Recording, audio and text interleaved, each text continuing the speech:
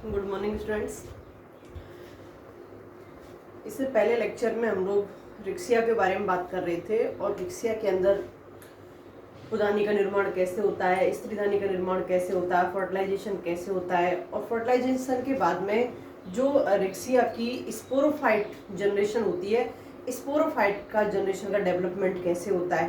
क्योंकि हमने रिक्सिया के जो स्पोरोफाइट का वर्णन किया था, तो जब मैंने आपको ब्रायोफाइट्स में कॉमन कैरेक्टर्स को बताया था, तो कॉमन कैरेक्टर्स में आपको एक चीज़ बताई थी कि जब भी स्पोरोफाइट का डेवलपमेंट होता है तो फुट सीटार कैप्सूल के रूप में होता है। बट रिक्सिया के अंदर केवल और केवल कैप्सूल पाया जाता है, फुट अस्पष्ट पाया जाता है और सीटा क्या होता है, एब्सेंट होता है। नेक्स्ट बात करते हैं, यहाँ पर जो सेकंड मेंबर है यूनिट थर्ड में, वो है मार्केंसिया। पहला रिक्सिया था, दूसरा मार्केंसिया। मार्केंसिया की जब सिस्टमेटिक पोजीशन की बात करते हैं तो ब्रायोफाइटा पढ़ रहे हैं तो नॉर्मल सी बात है, डिवीजन क्या होगा, ब्रायोफाइटा। क्लास है इसकी हेपेटेकोप्सिडा, ऑर्डर है मार्केंसियस और फैमिली है मार्केंसिएसी और जीनस है मार्केंसिया। ब्रायोफाइटा डिवीजन से बिलोंग करता है, हेपेटिकोप्सिडा क्लास से बिलोंग करता है, मार्केंसियस ऑर्डर से बिलोंग करता है, मार्केंसिएसी फैमिली से बिलोंग करता है, एंड लास्ट जीनस क्या पढ़ रहे हैं, मार्केंसिया। जो ऑल वर्ल्ड में मार्केंसिया की जो जातियां पाई जाती हैं, क्योंकि पूरे वर्ल्ड में हम कहीं भी बात कर लें मार्केंसिया की, मार्केंसिया कहाँ मिलेगा, नम स्थानों पर। जो स्थान नम होंगे या फिर कहें कि नम और छायादार स्थानों पर, नम और छायादार स्थानों पर, तो मार्केंसिया वहां पर मिलता है जहां जल की क्या होती है, आधिक्य। जल की आधिक्य वाले क्षेत्रों में पाया जाता है। ऑल ओवर वर्ल्ड में इसकी लगभग 65 जातियां पाई जाती हैं। ऑल ओवर वर्ल्ड में इसकी लगभग 65 जातियां पाई जाती हैं। लेकिन बात करें इंडिया में, तो इंडिया में इसकी लगभग 14 जातियां पाई जाती हैं। इंडिया में इसकी लगभग 14 जातियां पाई जाती हैं। फॉर एग्जाम्पल अगर हम बात करें तो मार्केंसिया नेपालेंसिस, मार्केंसिया नेपालेंसिस इंडिया में पाए जाने वाले हम जातियों की बात कर रहे हैं। मार्केंसिया पॉलीमॉर्फा, मार्केंसिया पॉलीमॉर्फा, मार्केंसिया पामेटा, मार्केंसिया पामेटा। भारत में यहाँ जो हिमालय क्षेत्र है, भारत का जो हिमालयी क्षेत्र है, और हिमालय में भी कौन सा, उत्तरी हिमालयी क्षेत्र, भारत का जो उत्तरी हिमालयी क्षेत्र है वहां पर मार्केंसिया की जातियां पाई जाती हैं। और सबसे ज्यादा पाई जाने वाली, मैक्सिमम मात्रा में पाई जाने वाली जाति कौन सी है, मार्केंसिया पामेटा है। सर्वाधिक मात्रा में यहाँ पर मार्केंसिया पामेटा पाया जाता है। तो यहाँ पर जो मुख्य पादप शरीर होता है, मेन प्लांट बॉडी होती है, तो वो मेन प्लांट बॉडी भी कौन सी होती है यहाँ पर, क्योंकि दो पढ़ते हैं हम, एक तो स्पोरोफाइट और दूसरी गैमेटोफाइट। तो यहाँ पर मुख्य जो पादप शरीर होता है वो गैमेटोफाइट होता है। इसका मुख्य पादप शरीर कैसा होगा, गैमेटोफाइट होता है। नंबर छायादार स्थानों में पाई जाने वाली जातियां हैं। ऑल वर्ल्ड में 65 जातियां पाई जाती हैं। इंडिया में लगभग 14 जातियां पाई जाती हैं, जो भी उत्तरी हिमालय क्षेत्र में पाई जाती हैं, जिसमें सबसे ज्यादा पाई जाने वाली जाति कौन सी है, मार्केंसिया पामेटा। बात करते हैं इसकी गैमेटोफाइट प्लांट बॉडी की,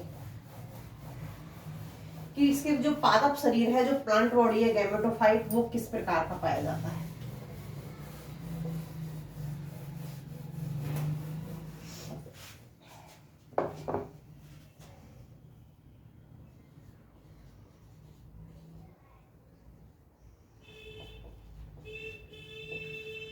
गैमेटोफाइट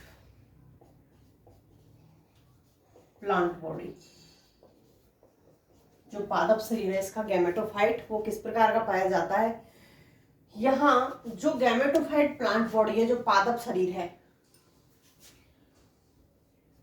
हमने जब रिक्सिया की बात की तो रिक्सिया का पादप शरीर कैसा पाया जा रहा था, श्यान, चपटा, द्विभाजीय रूप से शाखित, सेम वही कंडीशन यहां पर है। कैसा होगा? श्याम, चपटा,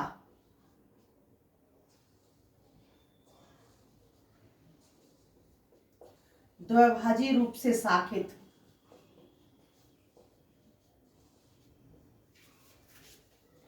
द्विभाजीय रूप से शाखित, पृष्ठाधारी,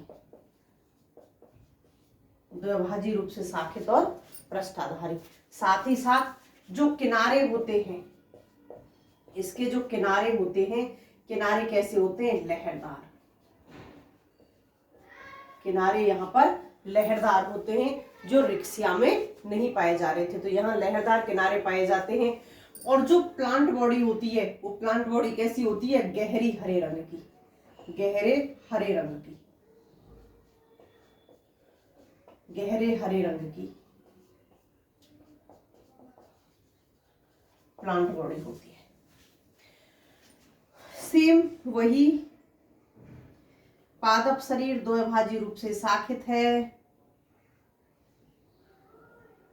दो सतह पाई जाती हैं।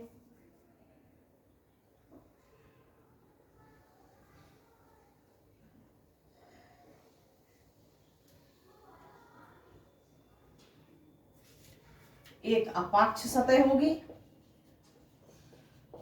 और दूसरी कौन सी होगी? अव्यक्ष सतह।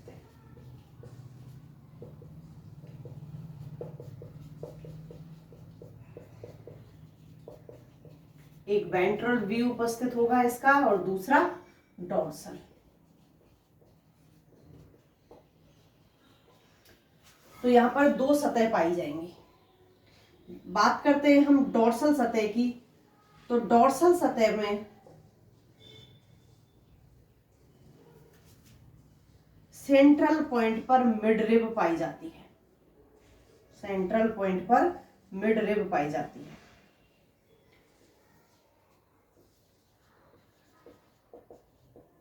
जो थैलस की अपाक्ष सतह होती है, इस अपाक्ष सतह पर क्या उपस्थित होती है? मिड रिब उपस्थित होती है। मिड रिब कैसी होती है? शाखित, क्योंकि नीचे से सिंगल आती है और ऊपर जाकर के क्या हो जाती है? शाखित हो जाती है। यहां जो मिड रिब होती है, इस मिड रिब पर क्या उपस्थित होते हैं? जेमा कप। मिड रिब पर जेमा कप उपस्थित होते हैं। मिड रिब के ऊपर यहां जेमा कप उपस्थित होते हैं। जितनी भी यहां पर आपको मिड रिब दिख रही हैं, सभी के ऊपर क्या उपस्थित होंगे? जेमा कप उपस्थित होंगे, क्योंकि अलैंगिक जनन का काम किसके द्वारा किया जाएगा? जेमा कप के द्वारा। सॉरी, कायक जनन का कार्य जेमा कप के द्वारा किया जाएगा। तो पूरी की पूरी मिड रिब पर यहाँ पर सभी पर क्या उपस्थित होंगे? जेमा कप उपस्थित होंगे। और ये भी कैसे उपस्थित होते हैं? पंक्ति में, बिखरे हुए नहीं होते, पंक्ति में होते हैं, पंक्ति में व्यवस्थित होते हैं। सारे के सारे जेमा कप जो होते हैं वो कैसे होते हैं? पंक्ति में व्यवस्थित होते हैं। जो थैलस होता है, जो थैलस होता है, थैलस के जो किनारे हैं, ये जो किनारे हैं थैलस के, इन थैलस के किनारों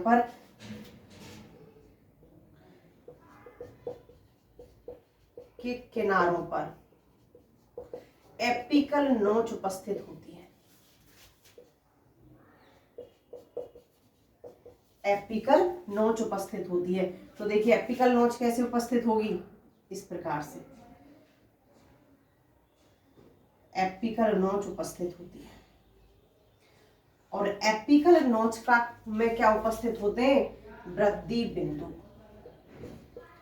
यहाँ एपिकल नोच के अंदर वृद्धि बिंदु उपस्थित होते हैं और इन वृद्धि बिंदुओं का कार्य क्या है? कायक जनन। वृद्धि बिंदुओं का कार्य क्या है? कायक जनन। क्योंकि गलती से या किसी घटना के कारण या एनीवन जो भी रीजन रहा हो, थैलस का कोई भी पार्ट टूट करके थैलस से अलग हो गया, तो अगर उसमें एपिकल नोच प्रेजेंट है तो वो क्या करेगा? वो पार्ट नए थैलस का निर्माण कर देगा। तो यहाँ जो थैलस के किनारे उपस्थित होते हैं, इन किनारों पर क्या उपस्थित होती है? एपिकल नोच उपस्थित होती है। और एपिकल नोच के द्वारा किसका कार्य किया जाता है? क्या उपस्थित होते हैं उसमें? वृद्धि बिंदु। और वृद्धि बिंदुओं के द्वारा यहाँ पर कायक जनन का कार्य किया जाता है। मार्केंसिया एक लिंगाश्रयी होता है। मार्केंसिया कैसा होता है? एक लिंगाश्रयी। अगर एक लिंगाश्रयी है तो यहां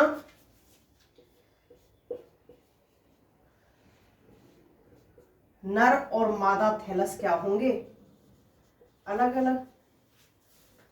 नर और मादा थैलस क्या होंगे? अलग अलग।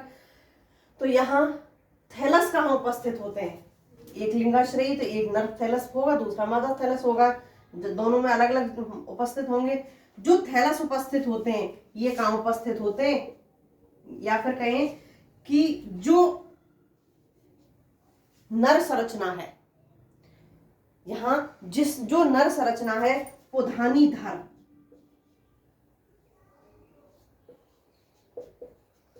पुधानीधर, और जो मादा संरचना है स्त्रीधानीधर। दोनों के दोनों कहां उपस्थित होंगे? यह अपाक्ष सतह पर।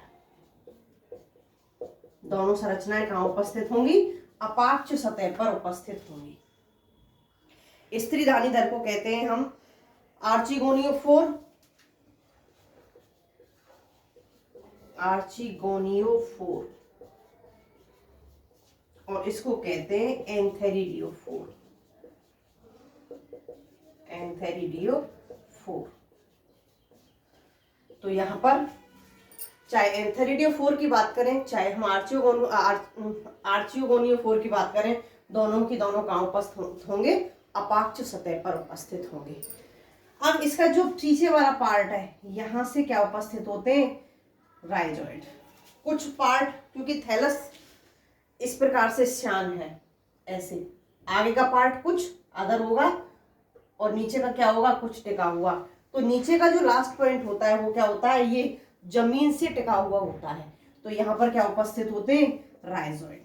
यहाँ पर राइजोइड उपस्थित होते हैं। इसके साथ ही साथ जितनी भी दूसरा सर्पेक्ष क्या है यहाँ पर अभ्यक्ष सतह उपस्थित है, क्योंकि बाकी के जो अभ्यक्ष सतह है वहां पर सभी पर क्या उपस्थित होते हैं? राइजोइड उपस्थित होते हैं।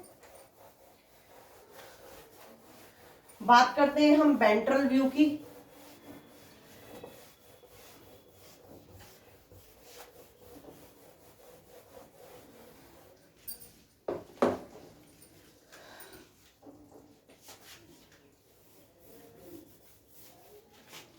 वेंट्रल व्यू,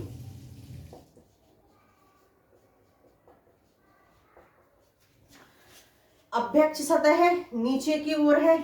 तो यहाँ जो नीचे की ओर जो अभ्यक्ष सतह होती है यहाँ पर दो चीजें पाई जाती हैं।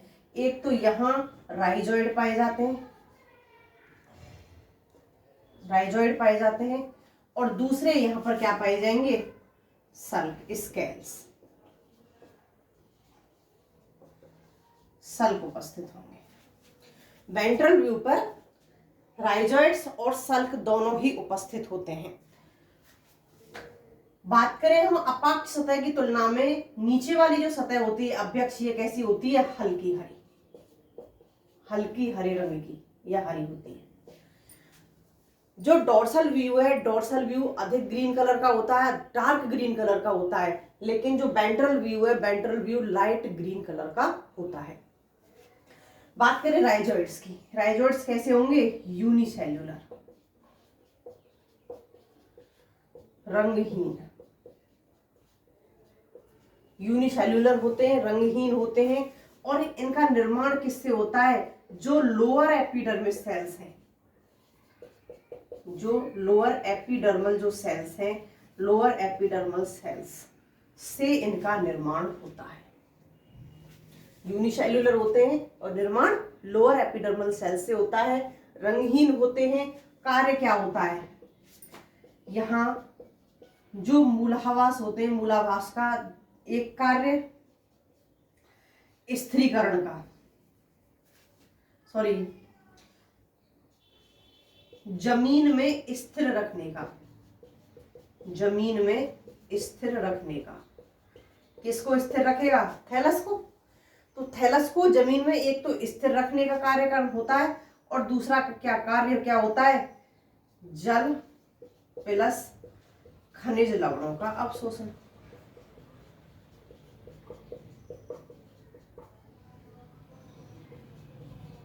जल प्लस खनिज लवणों का अवशोषण। हायर प्लांट्स की अगर हम बात करें तो हायर प्लांट्स में जो रूट्स होती हैं, रूट्स क्या कार्य करती हैं, तो रूट्स का यही तो कार्य होता है कि एक तो जमीन में पादप को स्थिर रखने का कार्य करती हैं, साथ ही साथ जल और खनिज लवणों को जमीन से अवशोषित करने का कार्य करती हैं। तो राइजोइड्स भी तो वही कार्य करेंगे। यहाँ पानी की अधिकता है, एक्सेस में होते हैं, तो यहाँ जड़ों की आवश्यकता नहीं होती और जड़ों के स्थान पर यहाँ क्या पाए जाते हैं, मूलाभास पाए जाते हैं, राइजोइड्स पाए जाते हैं।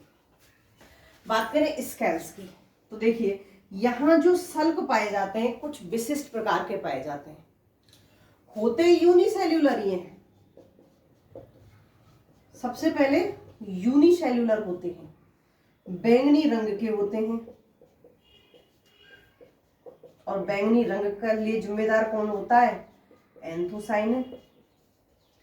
यहाँ जो सेल्स होती हैं, सेल्स के साइटोप्लाज्म में एंथोसाइनिन वर्णक घुला होता है, ये सेल्स के साइटोप्लाज्म में उपस्थित होता है, सेल्स के साइटोप्लाज्म में उपस्थित होता है या घुला हुआ होता है। तो इसकी वजह से कैसे दिखाई देते हैं, ये बैंगनी रंग के दिखाई देते हैं। व्हाट स्टूडेंट्स, सल्क, जब हमने थैलस की बात की थी, इस प्रकार से कुछ थैलस बनाया था। जो ये किनारे होते हैं, इन किनारों पर एपिकल नोच भी पाई जाती है, इन किनारों पर सिंगल लेयर नहीं पाई जाती। तो यहाँ जो ये किनारे से लेकर के ये जो बीच है, यहाँ क्या है, 4 लाइंस पाई जाती है। किसकी, सल्कों की 4 लाइन उपस्थित होती हैं। और 4 लाइन उपस्थित कैसे होती हैं, एक लाइन ये है, मान लिया एक ये लाइन है, इस लाइन के बगल में दूसरी लाइन नहीं होगी, इसको ओवरलैप करती हुई दूसरी होगी, इसको ओवरलैप करती हुई तीसरी होगी। तो ऐसे लगता है कि ये मल्टी सेल्यूलर है, यूनिसेल्यूलर ना देख करके ये हमको कैसे लगते हैं, मल्टी सेल्यूलर। और क्यों लगते हैं, क्योंकि यहाँ पर जो 4 लाइन्स सल्कों की उपस्थित हैं वो कैसी होती हैं, एक दूसरे को अध्यारोपित करे हुए होती हैं। यहाँ ये 4 लाइन्स एक दूसरे को क्या करती हैं, ओवरलैप करती हैं, और ओवरलैप करने के कारण कैसी लगती हैं, ये एक दूसरे के ऊपर व्यवस्थित एक प्लेट नुमा दिखती हैं, जैसे प्लेट उपस्थित है। तो यहाँ ये मल्टी सेल्यूलर नहीं होते, दिखाई देते हैं लेकिन होते नहीं है। होते कैसे हैं, यूनिसेल्यूलर होते हैं, एक कोशिकीय होते हैं, 4 लाइन में उपस्थित होते हैं। और कार्य क्या होता है, जहाँ जो किनारों पर एपिकल नोच उपस्थित होती हैं, वृद्धि बिंदु जो उपस्थित होते हैं, वृद्धि बिंदुओं को क्या करना है, सुरक्षित रखना है। तो इसका मुख्य कार्य होता है वृद्धि बिंदुओं को सुरक्षित रखना। यहाँ जो गैमेटोफाइट स्टेज का आउटर स्ट्रक्चर होता है, क्योंकि बाहरी संरचना पड़ी है, हम रिक्सिया की बात करें चाहे मार्केंसिया की बात करें, दोनों में ही डोर्सल व्यू और वेंट्रल व्यू होते हैं। दोनों में ही एक चीज कॉमन होती है कि यहाँ थैलस कैसा होता है, चपटा होता है, द्विभाजी रूप से साकित होता है, पृष्ठाधारी होता है और गहरे हरे रंग का। रिक्सिया की तुलना में मार्केंसिया अधिक गहरे हरे रंग का होता है, रिक्सिया इसकी तुलना में कम होता है। और लेकिन अंतर कहाँ होता है, यहाँ पर जो किनारे होते हैं वो किनारे कैसे होते हैं, यहाँ पर लहरदार होते हैं। तो इसका मतलब जो हम यहाँ डायग्राम बना रहे थे इस प्रकार से, यूं ना करके कैसे होते हैं, यहाँ पर किनारे कुछ इस प्रकार के पाए जाते हैं। तो यहाँ किनारे कुछ लहरदार पाए जाते हैं, उभार और खांचों युक्त पाए जाते हैं। Okay students.